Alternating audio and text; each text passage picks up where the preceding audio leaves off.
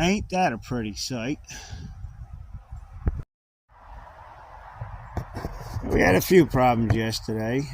Hit a nail, and yeah, and then it started raining as I was putting the new chain on, and I just said the hell with it, you know. And I come back this morning and I just did those two on top with the Husqvarna 880 whatever 888 G888 and the Granberg mill 48-inch bar. Yeah. Oh my God, I love this stuff. It's really hard for me to move the stuff over there.